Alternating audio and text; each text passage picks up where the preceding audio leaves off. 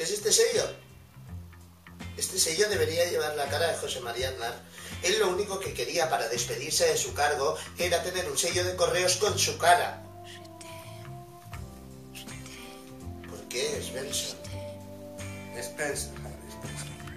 Mira, tú sabes que yo no me meto con nadie y que respeto todo tipo de colores. Pero no deberías de creerte esas historias. Pues existen, tío, existen. Todo el mundo sabe que estos sellos fueron traficados, vendidos y elaborados en un mercado saharaui. Aún recuerdo aquella historia rodeado de camellos.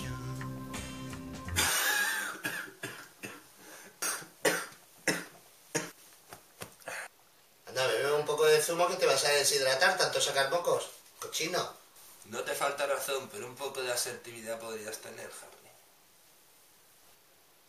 Harry.